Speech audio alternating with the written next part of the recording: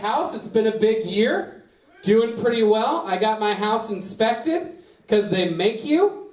And it is, I'll tell you this, it's a scam, okay? You know why it's a scam? Because sure, they'll check your pipes. Yeah, they'll check your roof. Okay, that's great. You know what they don't check for? The only thing I was worried about, ghosts. I understand it's a house from the 1940s. I don't give a shit about the structural integrity. Who killed themselves in my basement, Paul? I got a Russian witch down there, buddy. I'm calling an old priest, a young priest. I found a wormwood altar, and I gotta buy 2 goats, okay? And you didn't tell me any of that.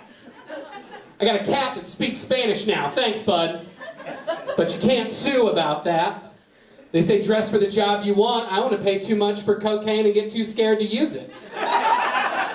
Yeah, baby. The people you'll be seeing here tonight will have 5 minutes of stand-up comedy for you. For a lot of them, this is their first time on stage doing the hardest damn profession that there is. You ready to get this show started tonight? We're gonna burn it down. Make some noise for Madeline Mitchell, everybody!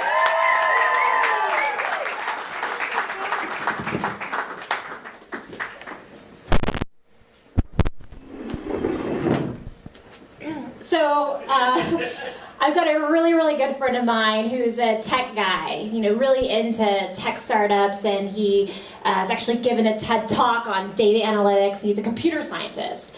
So he recently asked me, hey, Madeline, what do you think of my business? I have an idea, a business idea.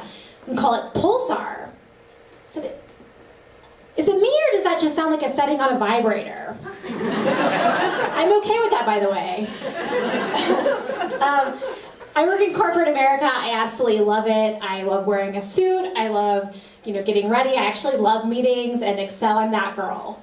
And my team calls me Lesno. And for the longest time, I really had no idea what that meant. I thought maybe I'd come off as a lesbian at work, which I'm also okay with. And they said, no, it's short for Leslie Knope. And so I've got to roll with that. But I work for 6 colonels, and I work for a defense contractor. Super intense dudes. Like, they spent their entire career ejecting from aircraft, like fighting the Soviets in the Cold War, and they have Purple Hearts and stuff like that. It could not be more different. Like, I like Sephora and makeup, and I'm a business girl with an MBA, and could not be further from this intense military dude. They bring that level of intensity to the corporate office, so like no stones left unturned. Super intense. I love them, actually. But I recently brought in $10 million. Huge deal. I mean, it was the best moment of my career. Almost 100% profit. But I was like 3 minutes late to the meeting, and they were visibly agitated the entire meeting, just did not care.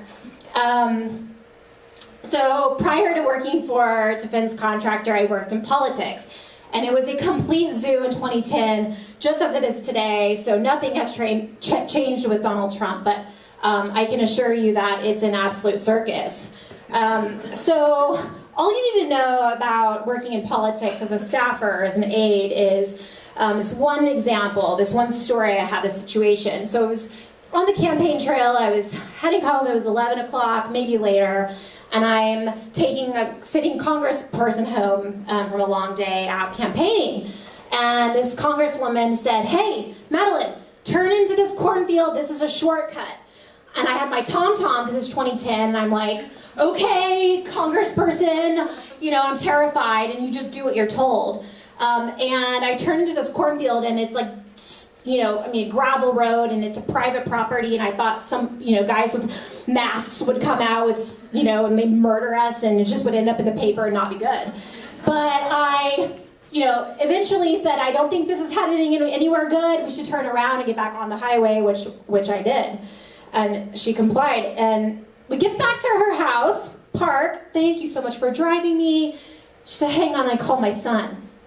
She said, son, I'm so sorry I'm home so late, but I can assure you my staffer got us lost, and I'm so sorry. So that's all I've got. Thank you so much. Appreciate it. Madeline Mitchell, everybody. Your next comedian coming to the stage. He's long, he's lanky, he's mean as hell. Make some noise for Nathan Hines.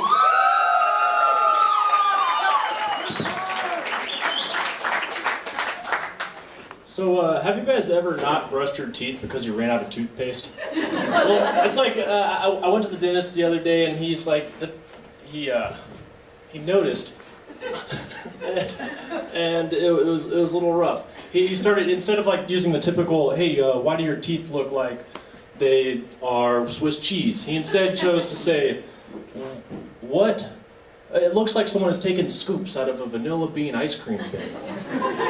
Which was weird. And also a little mean. And so my natural defense mechanism kicked in, and I decided to dominate the conversation by asking him questions about his life, his finances, his hobbies. And do a real role reversal with this, like switcheroo with this dentist guy. Got a little too into it, and I ended up standing on top of him. I was just standing there. We completely swapped roles, and I was just asking him intense questions about his life. I had my fist lodged deep in his throat, fondling his tonsils.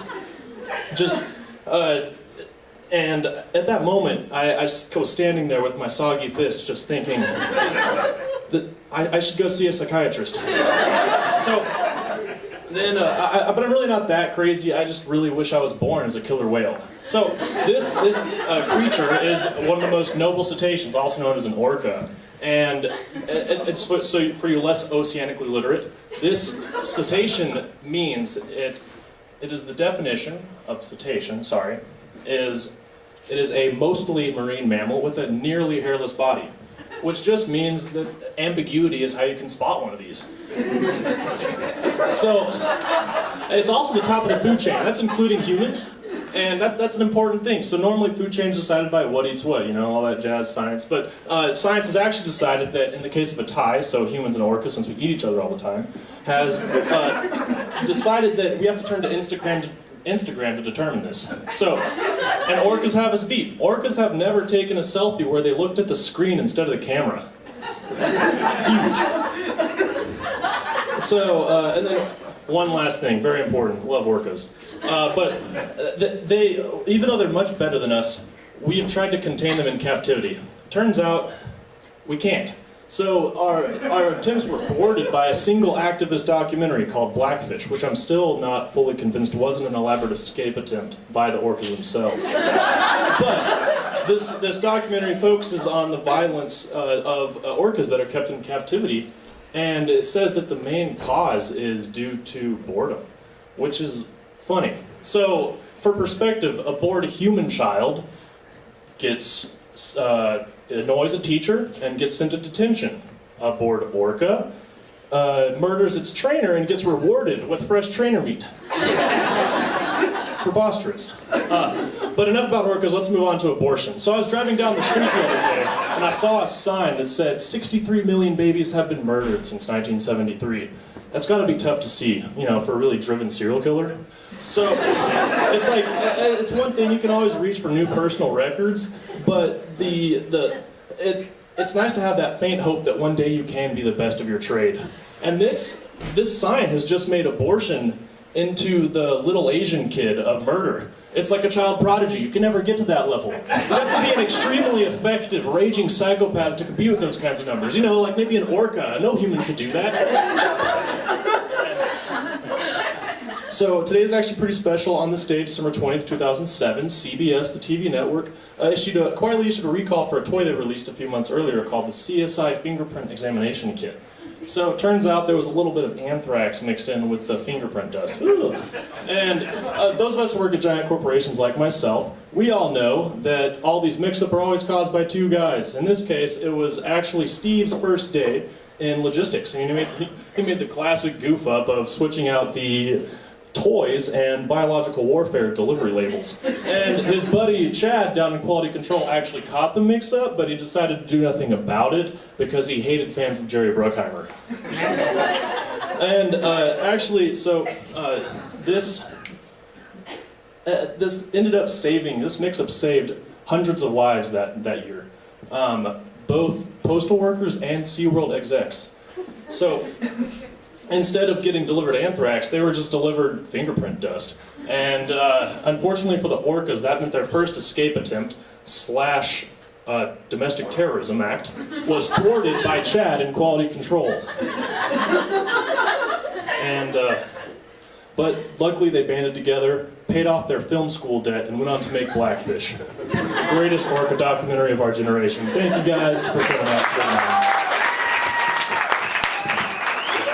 Nathan Hines, an actual fish, everybody. Your next comedian is the ghost of a small orphan boy, Lucas Boyer. Come on!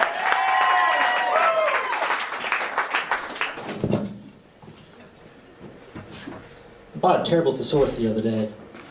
Not only is it terrible, it's terrible.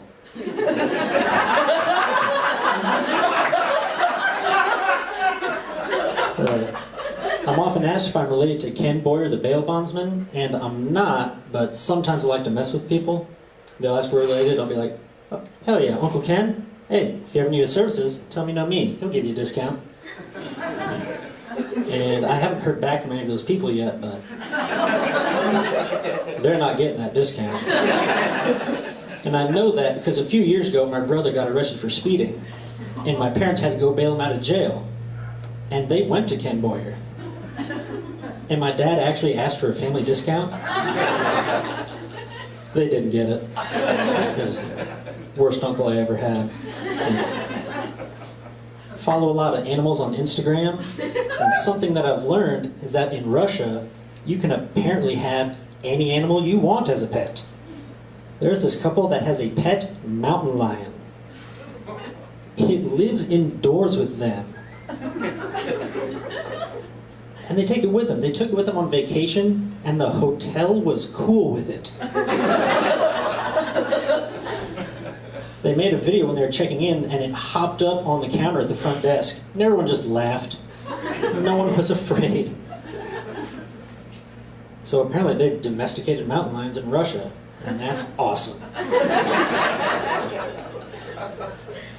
I like superhero shows. I watch all of them. I really like Luke Cage. For those of you who don't know, Luke Cage has super strength and unbreakable skin. So bullets and knives bounce right off him. But the thing I don't get about unbreakable skin is that, someone could pinch your arm and it wouldn't break the skin, but it would still hurt. So when he's getting shot by all these bad guys, shouldn't he just be writhing around on the ground screaming? But maybe part of having unbreakable skin is that you also don't feel pain. But if you don't feel pain, then you don't feel anything. The problem with that is throughout the course of the show, he gets laid a couple of times. And he seems to enjoy it.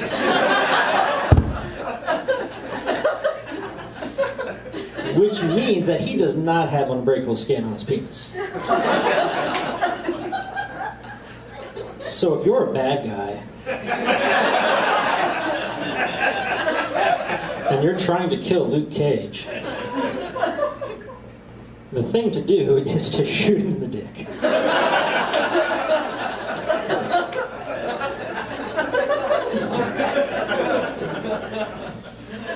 I was a mechanic in the Army National Guard for 6 years. People are usually surprised to learn that about me. They'll ask, can anyone just get in? And I'll tell them the truth. Yeah, pretty much.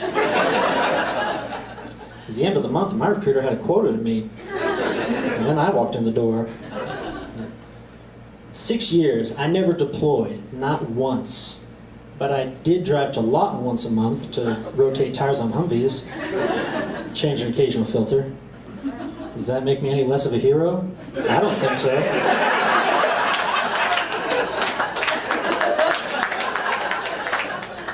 Especially considering that I missed out on 2 weddings, and this other time I got a pretty bad sunburn.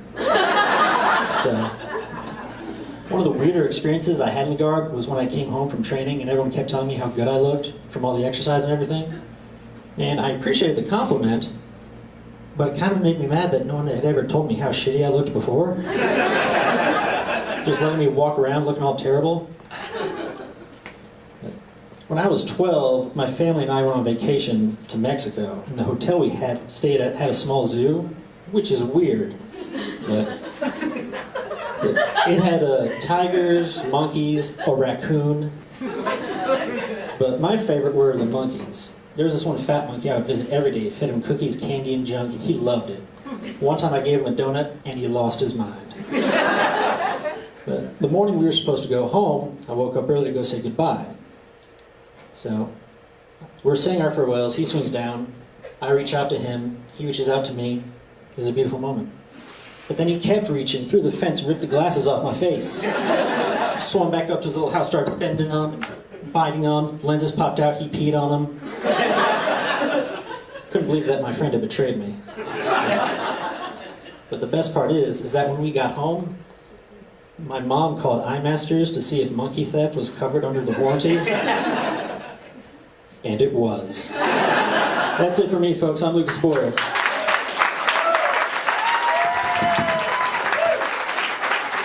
Lucas Boyer, make some noise, everybody. Your next comedian, very excited. He's a handsome boy, and we're all proud of him. Put your hands together for Ravi Patel!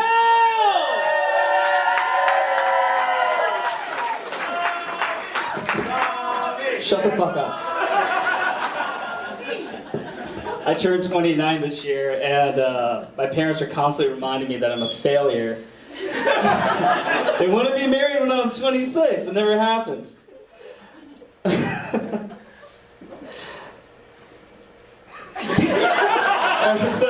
It never happened.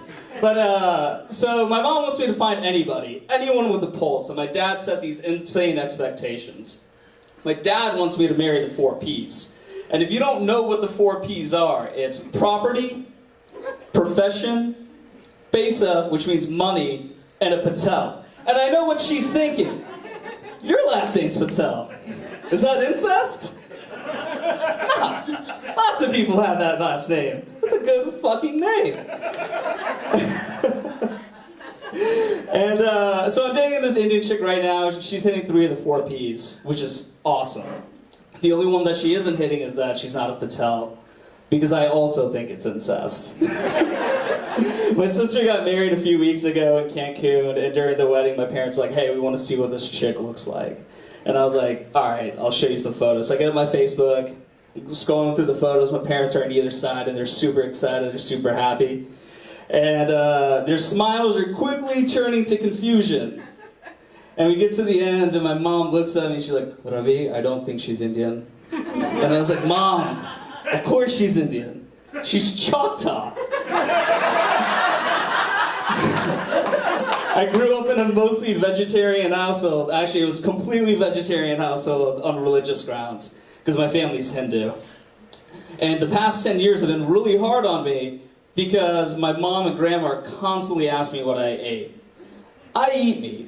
So it's quite complex, but if I tell them the truth, then they won't let me eat off the Corningware when I go home, because they don't want to break bread with a sinner.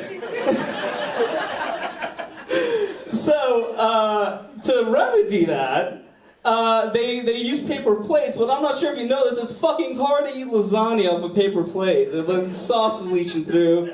And not only that, when we have a party, my grandmother's blocking and tackling the mediators away from the Corningware. You can't touch a Corningware. So I finally got the balls to tell them the truth. I sat them down about a year ago, and I was like, listen, I eat meat. They were devastated. And about 4 weeks later, I finally decided to call them because I missed them. And I was like, hey, and then the first few words out of their mouth, like, Ravi, what did you eat? And I was like, I've been trading my whole day for this.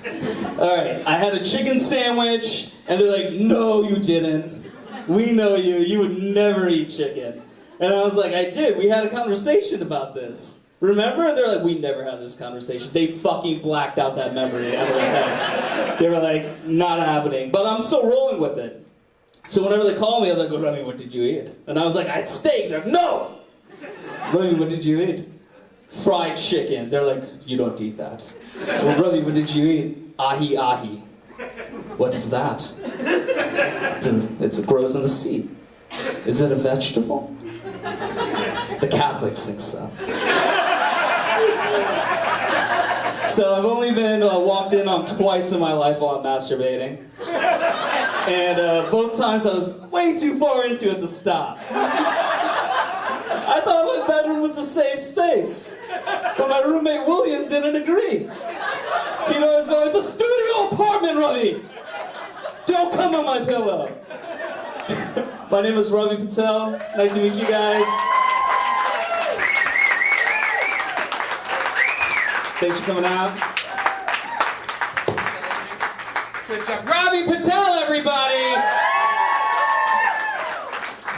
Did you bring a sign of his face? That is, you guys are good friends or bad friends. I haven't decided which yet. Could be both, could be both. Your next comedian, I have a sign of her face. I just forgot to bring it. Please make some noise for Sydney Eastwood, everybody! Hi guys. Hi. Hello. Hi. I can't see anybody, which is awesome. It's so great. Hey, you guys know it's almost Christmas, which really brings out the worst in the terrible people. And I'm one of those terrible people, actually. It's that time of year when I'm trying to spend all the money out of my paycheck on my kids and getting their shit under the tree. And this year we added the elf on the shelf. And I just feel like I'm too old to be staying up past 9 o'clock trying to make it look like that thing shits chocolate chips or something. Stuff on my hand here. The Lord God in his infinite wisdom looked down on me one day and said, "I forgot to do something while you were up here with me. I forgot to strike you barren, but today's the day, young lady, I shall striketh you barren." And so he looked down and he pointed his fingers right at my ovaries, and from the thundercloud where he lives said, "Boom!" And I'm barren now, and it was like a gold star day. It's one of the proudest days of my life. It's a true story. But to spite God, I decided that I would become a mother anyway, and I didn't do it the old-fashioned way where you fuck too hard and the condom breaks and you spend the next 40 weeks wondering if the kid's going to turn out okay. Actually, I handpicked my kids. I went down and I signed up to be a foster mom. No. Don't forget, I'm a terrible person. So this is turning out very badly. So I go down to the agency and I pick up Big Sheila and Stuttering Bill. And along with my husband, they make a beautiful family for somebody, not for me. I've actually been hiding a secret. I've been living with this for years, and I came out to some friends on Tuesday, some close friends actually, and I figured, what the fuck, I'll just tell you guys too. Do you guys know what FOMO is? FOMO? For the Bryans in the audience, FOMO is fear of missing out. Well, I'm a FOMO-sexual. I am terrified that I am missing out on all that my sex life has to offer. And the reason that I know I'm missing out is because I'm married, so obviously I am not getting laid. Before I was married and a little while after I became married, I was working on a Dicks of the World tour. And I got one of those scratch-off maps that are really cool, you know, for travelers. And I was bound and determined to scratch off every fucking country of origin, you know, one dick at a time. And then I got married, so things have kind of slowed down, but a little. But like every night I'm laying in bed and I'm looking up at the ceiling at this half scratched off sad map, and I'm thinking like, I gotta get back out there, you know. So the easiest place to meet people probably is work, because that's where I spend all my time. And I used to be real snood about not dating my coworkers, but you know, like the old adage, beggars on the Dicks of the World tour can't be choosers. And so I'm willing to see what's out there. But the problem is, like, we've decided we're going to only hire millennials. I'm not the youngest kid at work anymore. We're only hiring these young people, and they don't GAF. Brian, that means give a fuck. They give no Fs. And you know, we're together 3 minutes after meeting Delgado. He's trying to follow me on the Instagram. I don't even know what that is. They're on the Snapchat. I don't understand that fully either. I'm over in the corner trying to recover my MySpace password from 2003. Do you guys remember how useful that was? That shit taught me how to code. But I don't understand, like, what do you learn from the Instagram and the Snapchat? Like, how stupid you look with a dog face? It's not very helpful. So, let's see if I can read my handwriting. I know that the young people don't want to fuck me anymore. It's fine. I'm okay with the old people. My kid's principal has recently started hitting on me. So, I'm still attracting someone.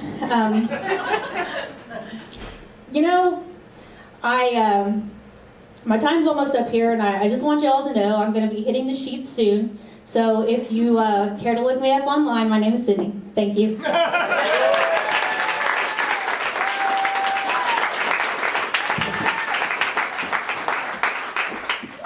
Sydney Eastwood, she is filthy. Such a good person. A goddamn saint. Folks, your next comedian is an active, crazy person. I don't know what's going to happen, and I quit trying to teach him halfway through the class. Ladies and gentlemen, Blaze James, everybody!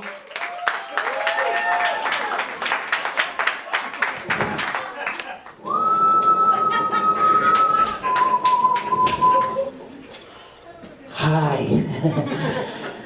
Oh my, it's a jacket, isn't it, huh? It's a jacket, maybe? I was gonna wear my leather chaps, but I put on weight and I couldn't get them up my thighs. Anyway.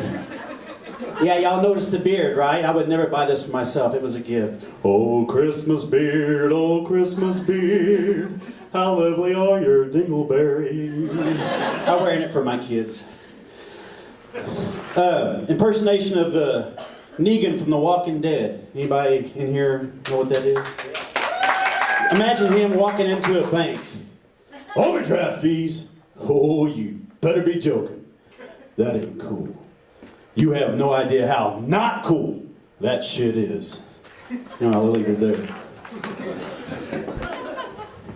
Imagine Bobcat Goldthwait going into McDonald's. Let's see here. Hey, you look a little like Elvis Presley, but not when he was fatter on drugs, but like before all that. Sir, how can I help you? I'd like to get a Happy Meal. Anyway, I'm gonna start getting personal, so I'm gonna start taking some layers off. Yeah, all right. Now I've been married, I don't know how many times. And you're not a true Oklahoman unless you've been married at least 8 times. I ain't even joking.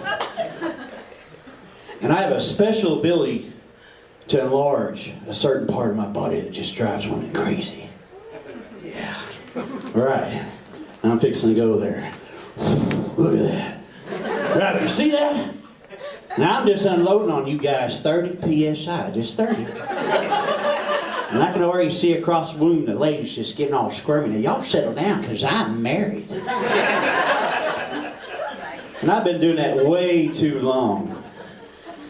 And my wife just drives her crazy. She goes, I'll be laying on bed, and she'll go, go bullfroggy, honey, go bullfroggy. That's what she calls it. Put her hand on it, all swell. I'm like, oh my God, women, what are you thinking? Give us guys a break. I've been doing that too long, and the belly button started to join in, Poke out there. I was going to the restroom one day, looked down, I thought, hey, I ain't seen my junk in years. Wait a minute. Looked like piss shooting out the end of that thing. I just freaked out, watered the whole bathroom, Man. Wife freaking out, She said, you need to go to the doctor. I said, all they want is money. That's all they want is money. So I thought I'd fix that thing myself. Now check it out. That keeps it in check and hides it right there under the shirt, It doesn't get too crazy. There's a little pasty there. I didn't want to go anyway. If y'all like impersonations, I'm going to do a PG-13 version of Winnie the Pooh. What do y'all think about that? Meanwhile, in the 100-acre woods, Pooh makes an unusual discovery. Oh, bother. Piglet, Piglet.